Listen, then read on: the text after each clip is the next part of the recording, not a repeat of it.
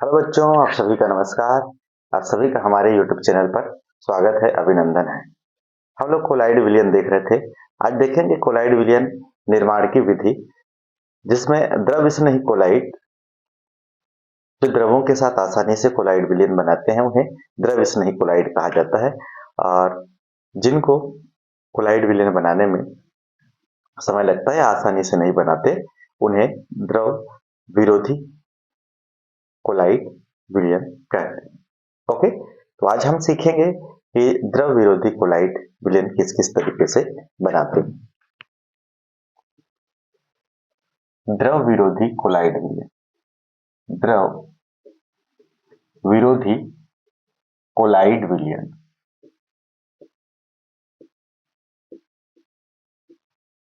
Collide विलयन, द्रव विरोधी कोलाइड विलयन जो आसानी से जो है क्या कोलाइड नहीं बनाएंगे, उनके द्रव विरोधी कोलाइड विलयन कहा जाता है। तो इसको बनाने की दो विधियों का हम अध्ययन करेंगे। पहली विधि जो है परिक्षेपण विधि। परिक्षेपण विधि, परिक्षेपण विधि में हम देखेंगे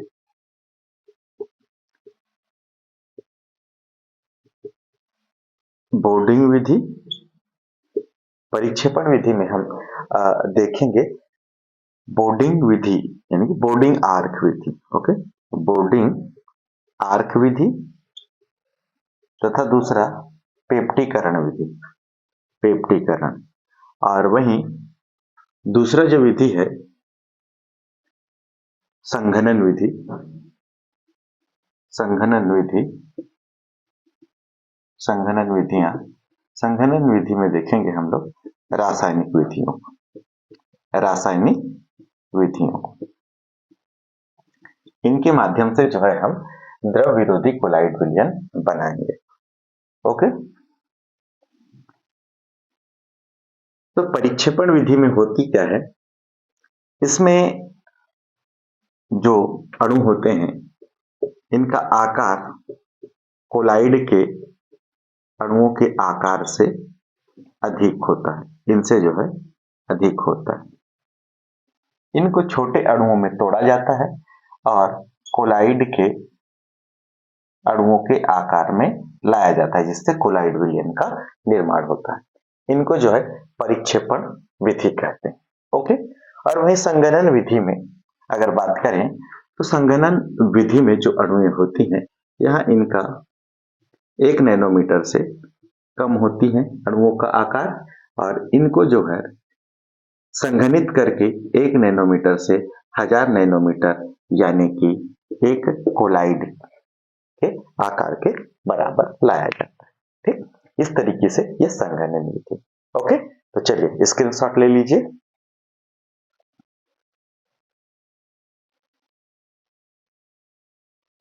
हो गया? ठीक,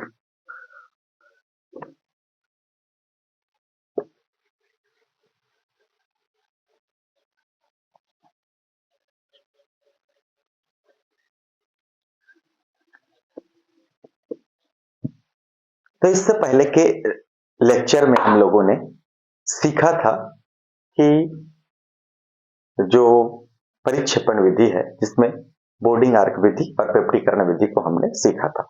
तो आज हमको सीखना है संघनन विधि। ओके, कौन सी विधि को सीखना है? संघनन विधि।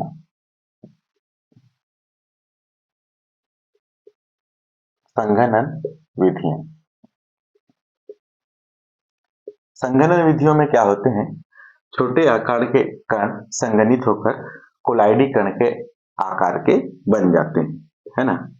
छोटे आकार, छोटे आकार मतलब 1 नैनोमीटर से भी कम छोटे आकार के कण संघनित होकर, संघनित होकर कणों का आकार, कणों का आकार कोलाइड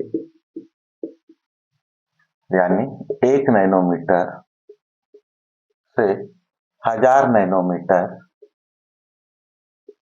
के बराबर लाकर बनाया जाता है। यहाँ पे होता क्या है, संघनन विधियों में छोटे आकार के जो कण होते हैं वो संघनित होते हैं और बड़े यानी कोलाइड कण के आकार के बनते हैं। यहाँ जो होंगे कण, उनका आकार कोलाइड के आकार से भी छोटा होता है। कैसे? इस तरीके से मान के चलिए यहाँ पे जो है इन अणुओं का आकार 1 नैनोमीटर से भी कम है। ठीक, 1 नैनोमीटर से कम है यानी कि कोलाइड के कण के आकार से भी छोटे हैं। अब इनको कोलाइड बनाना है। क्या बनाना है? कोलाइड। कोलाइड बनाना होगा तो इनको क्या करेंगे? इनका संघनन करेंगे। संघनन करने से इनके कणों का आकार जो है पहले की तुलना से बड़ा हो जाता है। अब इनका आकार 1 नैनोमीटर से 1000 नैनोमीटर के बीच आता है और ये आकार किनका है? कोलाइड का है। ठीक, तो इस प्रकार से अणु क्या बन जाती हैं? कोलाइड बन जाती हैं। ठीक, संघनन विधि। ठीक, संघनन में हम 2 विधियों पे अभी चर्चा करना है, वह है रासायनिक विधि। ठीक है, चलिए इसको स्क्रीनशॉट ले लीजिए भाई जल्दी से। ठीक, ओके, ठीक।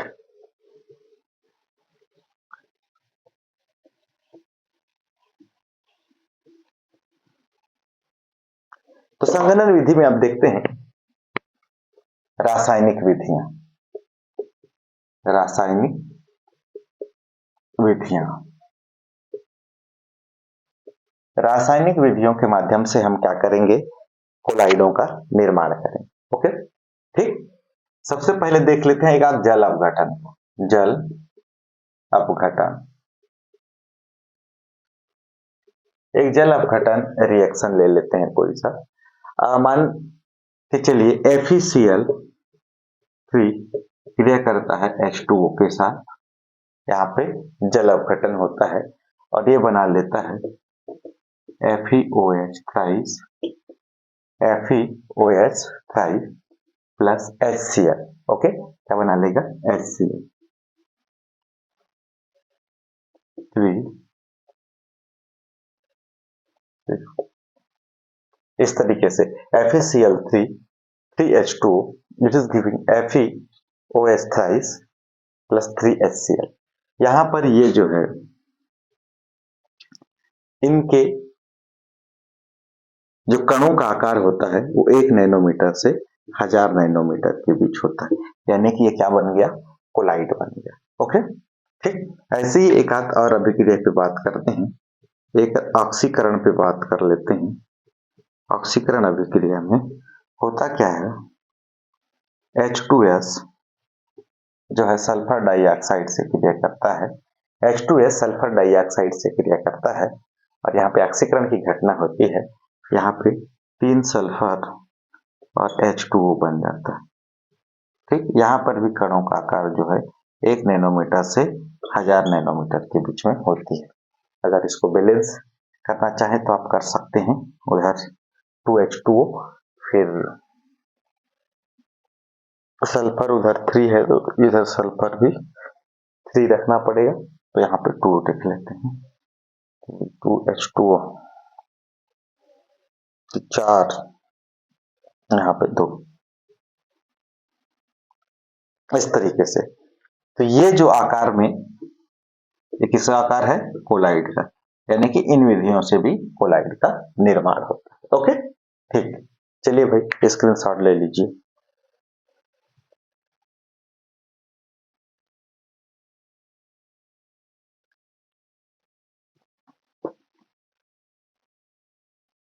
इस तरीके से कोलाइडों का जो है निर्माण हो गया।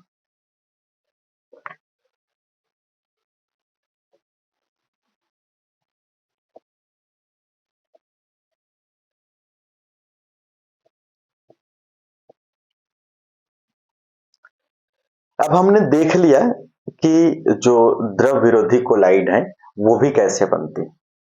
अब होता क्या है, इन कोलाइडों को बनाने के लिए तो बना देते हैं, लेकिन इनमें कुछ स्थायी कारक भी मिलाया जाता है और साथ में कुछ अशुद्धियां भी होता है। तो कोलाइड विलयनों की अशुद्धियों को दूर करने के लिए एक प्रोसेस आता है जिसको शुद्धिकरण कहते हैं। तो अगला हेडिंग लगाइए, कोलाइडी विलयनों का शुद्धिकरण।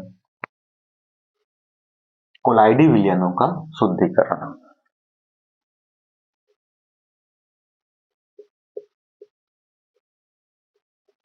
कोलाइडी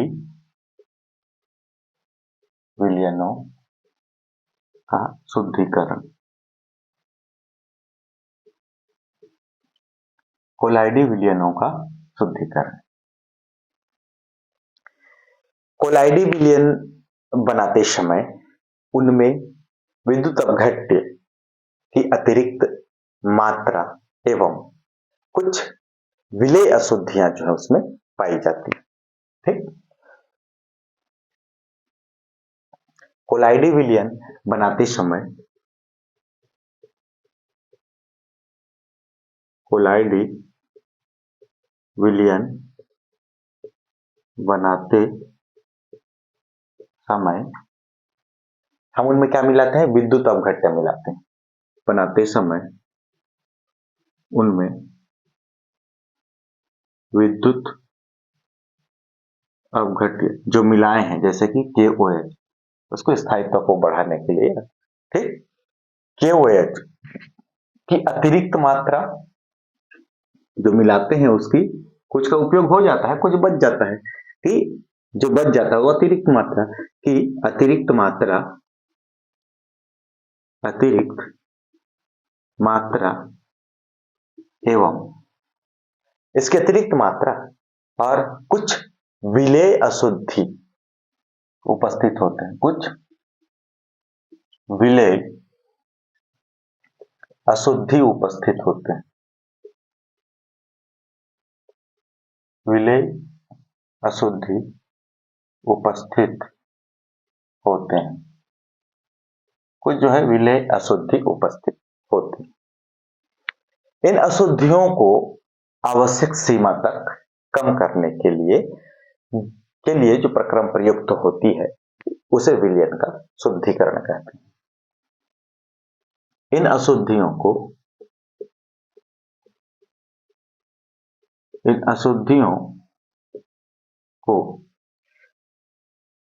आवश्यक सीमा तक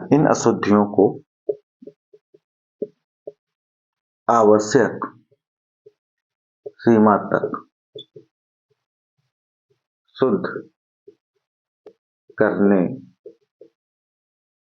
के लिए प्रयुक्त विधि को विलयनों का शुद्धिकरण कहते हैं। कोलाइडों का शुद्धिकरण कहते हैं। ठीक है, ओके, इस विधि को ही क्या कहते हैं? यहाँ पे शुद्धिकरण कहते हैं। ओके, समझ में आ रहा है भाई? कोलाइड विलयन बनाते समय उनमें हम कुछ विद्युत अपघट्य मिलाते हैं। इस विद्युत अपघट्य का कुछ का उपयोग हो जाता है, कुछ विद्युत अपघट्य जो है क्या हो जाता है? बच जाता है। जिसकी अधिक मात्रा बचती है वह अधिक मात्रा और कुछ अतिरिक्त विलेय पदार्थ जो है उसमें घुड़े होते हैं, जो कि वहां पे अशुद्धि का काम करते हैं। इन अशुद्धियों को हम एक निश्चित सीमा तक कम करने के लिए जिस प्रोसेस का उपयोग करते हैं उसी प्रोसेस को हम क्या कहते हैं? विलयनों का शुद्धिकरण कहते हैं। विलयनों की शुद्धिकरण की बात करें तो विलयनों की शुद्धिकरण की 3 विधियां होती हैं। एक अपोहन, दूसरा विद्युत अपोहन, तीसरा अति सूक्ष्म क्षरण। ओके, तो यह है शुद्धिकरण के प्रकार। शुद्धिकरण के प्रकार, तो शुद्धिकरण के प्रकार यहाँ पे हम 3 प्रकारों पे चर्चा करेंगे। पहला जो प्रकार होगी यह कहलाएगी अपोहन, दूसरा प्रकार जो होगी यह होगी विद्युत अपोहन, तीसरा प्रकार जो होगी वह होगा अति सूक्ष्म क्षनन। ओके, ये क्या है? अति सूक्ष्म क्षनन। अति सूक्ष्म क्षनन, इसी को निश्चयंत, अति सूक्ष्म क्षनन या निश्चयंत। ठीक है, चलिए भाई लगा लीजिए हेडिंग लिख लीजिए, सॉरी इसको कॉपी कर लीजिए स्क्रीनशॉट लेकर। ठीक हो गया, चलिए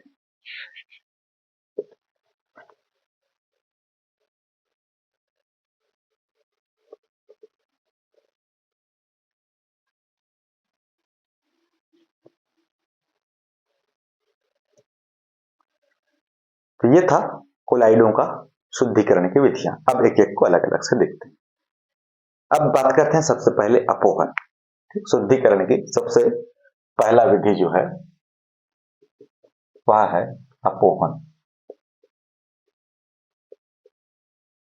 अपोहन इस विधि में अशुद्ध कोलाइड विलयन को जंतु झिल्ली के थैले में भरकर लेते हैं।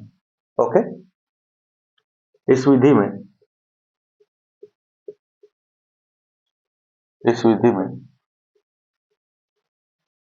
अशुद्धि कोलाइड विलयन को जंतु झिल्ली में भर लेते हैं। जंतु झिल्ली में जो है भर लेते हैं, ठीक, तथा इसे बहते हुए पानी में लटका देते हैं। जंतु झिल्ली में भर देते हैं तथा इसे बहते हुए पानी में लटका देते हैं। ठीक है भाई। सबसे पहले तो क्या करेंगे, उसको अशुद्धि कोलाइड विलयन को हम जंतु झिल्ली में भरेंगे। जंतु झिल्ली में भरने के पश्चात इसको बहते हुए पानी में लटका देंगे। ठीक, अशुद्धियां जो है विसरण के माध्यम से विस्तृत होकर बहते हुए जल के साथ जो है चली जाती है। अशुद्धियां विसरण के माध्यम से विसरित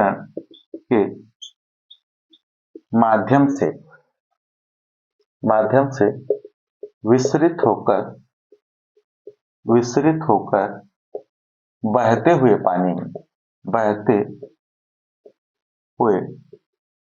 पानी के साथ जो है चले जाते हैं। पानी के साथ चले जाते हैं और कोलाइड शुद्ध हो जाता है। कोलाइड का शुद्धिकरण हो जाता है। ओके, ठीक है भाई। इसमें कुछ नहीं करना है, आपको एक सेटअप लगाना है, ठीक है ना। यहाँ पे एक सेटअप लगाना रहता है आपको कि एक जानता झिल्ली मान के चलो, ये एक जानता झिल्ली, ठीक, ये एक पात्र है। इस पात्र में इधर की ओर एक रास्ता है, इधर की ओर एक रास्ता है। इस रास्ते से पानी जो है अंदर की ओर प्रवेश करता है और यहाँ पे ऐसे ऐसे ऐसे करते हुए भरते इस पूरे पात्र भर ऐसे जानता झिल्ली के ऊपर भी पूरे तरीके से पैक हो जाता है। जैसे ही यहाँ तक पहुंचता है, पानी यहाँ से इधर बाहर निकलता है। ठीक, यहाँ से पानी इधर बाहर निकलता है, यहाँ से पानी इधर एंट्री करता है। ओके, अब इसके अंदर क्या भरा है भाई?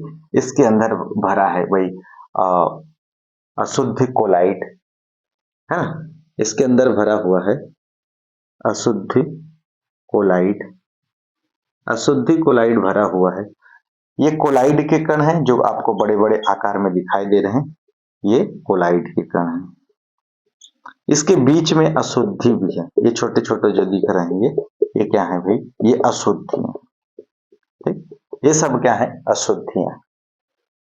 ठीक, ये अशुद्धियां क्या होती हैं? विसरण के माध्यम से, देखो ये जो है ये है जंतु झिल्ली। ठीक, ये जंतु झिल्ली जो होता है उसमें इस तरीके से छिद्र होते हैं, ऐसे ऐसे। जो अशुद्धियां होती हैं उन अशुद्धियों का आकार इन छिद्रों से छोटा होता है। ठीक, यहाँ पे याद रखिएगा विशेष बात, विशेष चीज कि अशुद्धियों का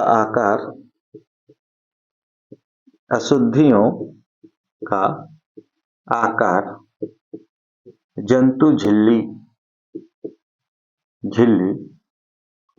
के छिद्र से छोटे होने के कारण जंतु झिल्ली से पार हो जाते हैं। जंतु झिल्ली से पार हो जाते हैं। ठीक है भाई। ये जंतु झिल्ली में इसमें छिद्र पाए जाते हैं। इन छिद्रों से छोटा आकार होता है किसका, इन अशुद्धियों का, जिससे जंतु झिल्ली को पार करते हुए ये अशुद्धियां इस बहते हुए जल में आ जाती हैं और इस बहते हुए जल के साथ अशुद्धियां जो है बाहर निकल जाती हैं और ऐसी करते करते अंदर की ये जो अशुद्धियां हैं धीरे धीरे खत्म हो जाती है और ये कोलाइड क्या हो जाता है, शुद्ध हो जाता है। ओके, ये कोलाइड क्या होगा, शुद्ध हो जाएगा। ठीक, तो इस प्रकार से विलेय के अणुओं का अधिक सांद्रता से कम सांद्रता की ओर जाना विस्तरण कहलाता है। ठीक है, यहाँ पे एक चीज और लिख सकते हैं आप, विस्तरण, क्योंकि विस्तरण के माध्यम से ही अंदर की अशुद्धियां बहते हुए जल के साथ निकल जाती हैं। विलेय के अणु, विलेय के अणुओं का अधिक सांद्रता से कम सांद्रता की ओर जाना, सांद्रता की ओर गमन करना ही क्या कहलाता है, विस्तरण कहलाता है। ठीक है, ठीक है भाई, विस्तरण के माध्यम से ये आ रहा है। कौन से माध्यम से, यहाँ पे विस्तरण। ठीक, चलिए नोट कर लीजिए भाई जल्दी से।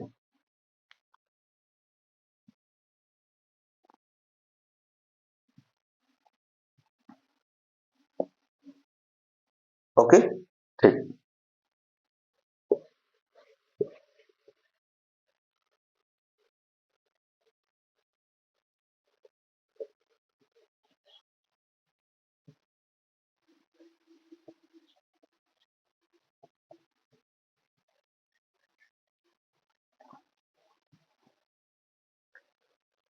तो इस तरीके से अभी देखा हम लोगों ने अपोहन। अब शुद्धिकरण की दूसरी विधि है विद्युत अपोहन। विद्युत अपोहन जो होता है वो अपोहन के प्रक्रम को विद्युत क्षेत्र लगाकर तेज करना ही विद्युत अपोहन कहलाता है। ठीक है, दूसरा विधि है विद्युत अपोहन।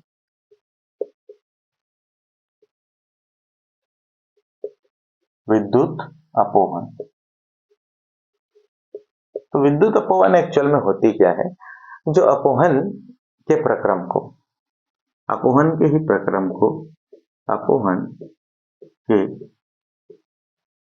प्रक्रम को विद्युत क्षेत्र लगाकर, विद्युत क्षेत्र लगाकर, अपोहन के प्रक्रम को विद्युत क्षेत्र लगाकर तेज करना, लगाकर तेज करना, तेज करना ही विद्युत अपोहन कहलाता है।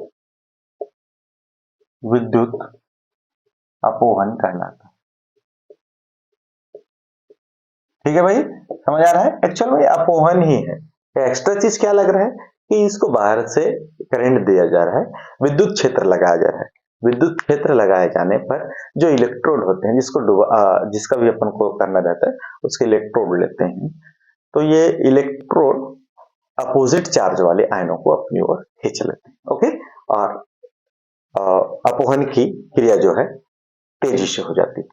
ठीक है, ठीक है भाई, देख लेते हैं इस तरीके से। पार्चमेंट झिल्ली, जानता हो झिल्ली है ना, यहाँ पे एक इलेक्ट्रोड, यहाँ पे एक इलेक्ट्रोड लगा देते हैं, ये बैटरी से ऐसे जुड़े रहेंगे, ऐसे, इसको प्लस चार्ज मान लेते हैं, ये प्लस, ये माइनस है, तो ये माइनस।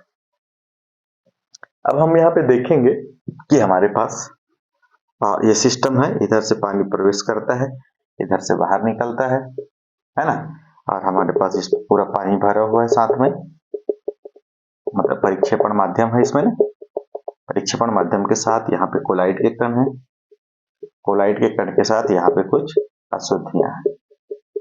ठीक, ओके, तो इन कोलाइड कणों में या इन अशुद्धियों में मान लेते हैं कि क्या है, प्लस, प्लस, ये अशुद्धियां जो है प्लस माइनस चार्ज के रूप में यहाँ पे हैं।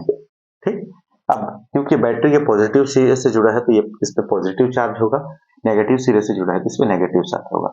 तो इस इलेक्ट्रोड की ओर वे अशुद्धियां चली जाएंगी जिनके पास जो है पॉजिटिव चार्ज है, यानी कि पॉजिटिव वाले सब इसकी ओर चले जाएंगे और तेजी से विस्तरण हो जाएगा, अंदर से अशुद्धियां बाहर निकल जाएंगी।